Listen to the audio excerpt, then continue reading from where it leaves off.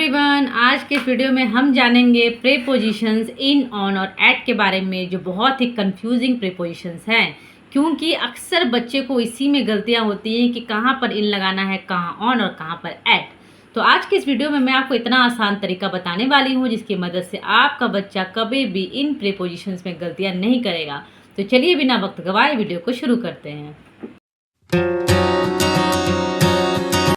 जानते हैं कि सबसे पहले इन कहाँ लगाते हैं। तो इन कहाँ लगाना है, तो सबसे पहली बात तो ये है कि जब बड़े स्पेस या एरिया की बात कर रहे हो तो वहाँ पर हम इन लगाते हैं। ठीक है, तो बड़े स्पेस का मतलब क्या होता है? बड़े स्पेस का मतलब होता है किसी बड़ी जगह की बात अगर हम कर रहे हैं, जैसे इन लंदन, किसी बड़े क्षेत्र या बड़ी जगह की बात कर रहे हैं तो वहाँ पर हमें इन लगाना है। इसके अलावा चार दीवारी के लिए भी इनका इस्तेमाल होता है। अब चार दीवारी का मतलब क्या होता है? किसी घर के अंदर या किसी मॉल के अंदर हम हैं, चार दीवारी के अंदर है, तो वहाँ पर भी हम इन लगाएंगे, जैसे इन अ बिल्डिंग, इन अ मॉल। अब मॉल भी तो चार दीवारी के अंदर होता है ना, तो इसके लिए भी हम इनका इस्तेमाल करते हैं। इसके अलावा स्पेसिफिक टाइम या स्पेसिफिक समय। अब स्पेसिफिक समय का बात क्या होता है कि अगर मैं कह रही हूँ कि मैं इस काम को सुबह में करूँगी, इन द मॉर्निंग या इन द इवनिंग, तो मैं समय यानी किसी दिन के स्पेसिफिक टाइम, स्पेसिफिक समय की बात कर रही हूँ कि मैं इस काम को सुबह में करूँगी या इस काम को शाम में करूँगी। तो यहाँ पर हम स्पेसिफिक टाइम के लिए भी क्या लगाते हैं? इन लगाते हैं। इसके अलावा होता है ट्रांसपोर्ट के लिए भी, यातायात के जो साधन है जैसे कार है, बस है, ट्रेन है, इसके लिए भी हम इनका इस्तेमाल करते हैं। नेक्स्ट है मंथ, जनवरी, फरवरी, मार्च, जो मंथ है उसके लिए भी हम इन यूज़ करते हैं। इसके अलावा ईयर और सेंचुरीज़ के लिए भी हमें इनका इस्तेमाल करना होता है। अब ईयर जैसे हम कह रहे हैं कि 1990s में ये काम हुआ था या मेरा बर्थडे 1989 में है, तो वहाँ पर भी हम इनका इस्तेमाल करेंगे। अब सेंचुरीज़ क्या हो गया? सदी के लिए। अगर हम सदी की बात कर रहे हैं कि उस समय की बात है, उस समय ये हुआ था, किसी सदी की बात करें, तो वहाँ पर भी हमें इनका इस्तेमाल करना है।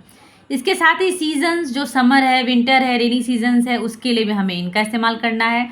पास्ट और फ्यूचर की अगर हम बात कर रहे हैं, लास्ट ईयर की बात करें, जैसे बोलते हैं ना लास्ट ईयर की बात है, ये चीज़ हुआ था, तो वहाँ पर हम क्या कर रहे हैं? पास्ट के समय की बात कर रहे हैं, तो इनका इस्तेमाल करते हैं। अभी कुछ एग्जाम्पल्स देखेंगे जिससे क्लियर हो जाए कि कहाँ कहाँ हमें इनका इस्तेमाल करना है। अब जो देखिए कुछ एग्जाम्पल्स मैंने यहाँ पे लिख रखे हैं। आई अराइव्ड इन न्यूयॉर्क, यहाँ पे मैं एक बड़ी जगह की बात कर रही हूँ, बड़े स्पेस की बात कर रही हूँ, तो हमने क्या इस्तेमाल किया? इनका इस्तेमाल किया है। I was in the mall, मैं कहाँ पर थी? मॉल में थी, तो मॉल चार दीवारी हो गया, तो वहाँ पर भी हमें इनका इस्तेमाल करना है।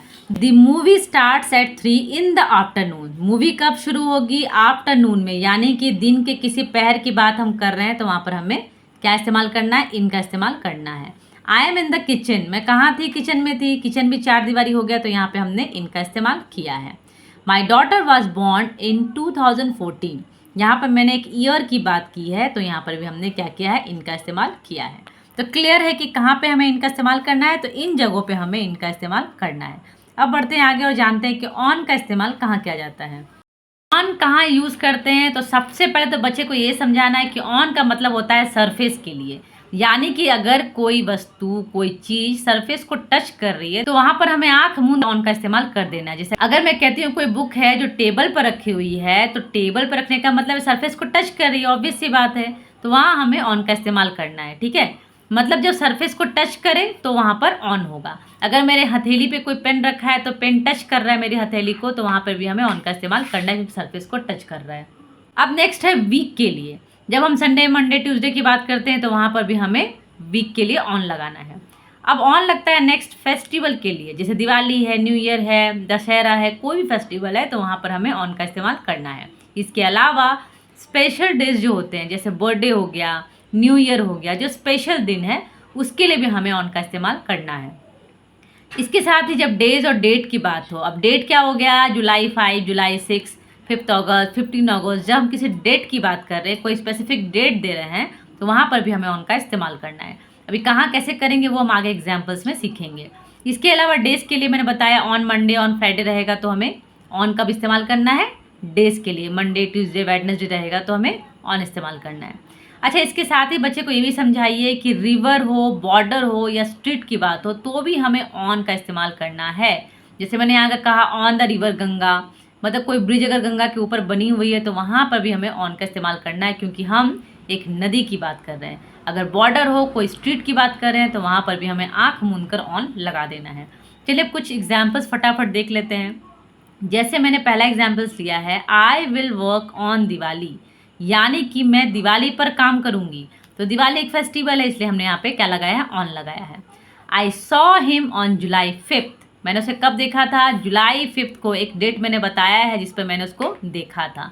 तो यहाँ पर भी हम किसका इस्तेमाल करेंगे, ऑन का करेंगे।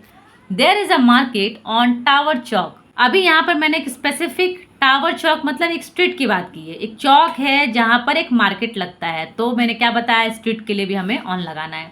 आई am going there on Saturday, मैं वहाँ जा रही हूँ, कब जा रही हूँ, सैटरडे को जा रही हूँ, यानी कि मैं डेज की बात कर रही हूँ, वीक की बात कर रही हूँ, तो ऑन लगेगा। ठीक है, तो ऑन भी क्लियर है। अभी बढ़ते हैं एट की तरफ। अभी ऐड कब लगता है, तो सबसे पहले तो मैं आपको बता दूं कि मैंने आपको बताया था इन के टाइम में क्या जाना था हमने, इन में हमने क्या जाना था कि जब भी हम स्पेसिफिक टाइम की बात कर रहे हैं, दिन के किसी पहर की बात कर रहे हैं, तो हमें इन लगाना है। तो जब मॉर्निंग और इवनिंग के लिए इन है तो नाइट के लिए भी इन ही लगेगा, लेकिन नहीं, नाइट के लिए कभी भी इन नहीं लगता है, नाइट के लिए हमेशा ऐट लगता है। तो ये चीज़ आपको बच्चे को अच्छे समझा देनी है कि बेटा मॉर्निंग इवनिंग की बात हो तो वहाँ पर आप लगाएंगे इन, लेकिन अगर नाइट की बात हो तो वहाँ पे आपको ऐट लगाना है, वहाँ इन का यूज़ नहीं होता है। तो अभी ऐट का इस्तेमाल कब करना है, जब हम स्पेसिफिक लोकेशन की बात कर रहे हैं। मैं बता रही हूँ कि मैं तुम्हें ना वो टावर के पास मिलूंगी, एक स्पेसिफिक लोकेशन मैंने आपको दिया, तो वहाँ पर ऐट लगेगा। अगर हम किसी स्पेसिफिक जगह की बात कर रहे हैं कि अरे हम मार्केट में मिलेंगे या मार्केट में उस जगह मिले, कोई लैंडमार्क देते हैं, कोई स्पेसिफिक जगह बताते हैं, तो वहाँ पर हम ऐट लगाते हैं। ठीक है, अब अगर हम स्पेसिफिक टाइम देंगे कि हमें 4 बजे मिलना है, हमें 5 बजे मिलना है, तो भी हमें ऐट लगाना है। यानी कि जब फिक्स हो कि यहाँ मिलना है या इसी टाइम पे मिलना है तो हमें ऐट लगाना है। नाइट के लिए ऐट लगाना जो मैंने आपको ऑलरेडी बताया है। इसके अलावा टाइम ऑफ डे, अब टाइम ऑफ डे क्या होता है, दिन में कई तरह के समय होते हैं, सोने का समय, खाने का समय, सूर्य डूबने का समय, नाश्ते का समय, तो इन सब के लिए हमें क्या लगाना है, ऐट लगाना है। At bed time, at sunset, at breakfast. ठीक है, अभी कुछ एग्जांपल्स देख लेते हैं। जैसे ही ईट्स लंच एट नून, वो खाना कब खाता है, दोपहर के समय खाता है। हमने एक स्पेसिफिक समय की बात करी है, टाइम ऑफ डे की बात करी है, तो ऐट लगा है। I will love to watch TV at night, मुझे टीवी देखना कब पसंद रहता है, रात के समय। तो यहाँ नाइट के लिए हमें क्या लगाना है, ऐट लगाना है। The photos are on the table, photos कहाँ है, टेबल पर है, तो टेबल को टच करिए, ऑब्वियस सी बात है, तो ऑन लगा है। Seema will eat lunch at office, Seema खाना कहाँ खाएगी, ऑफिस में खाएगी, स्पेसिफिक लोकेशन है, एट लग गया। The childrens are at school, बच्चे कहाँ हैं, स्कूल में है, एक स्पेसिफिक जगह है, तो हमने एट लगा दिया।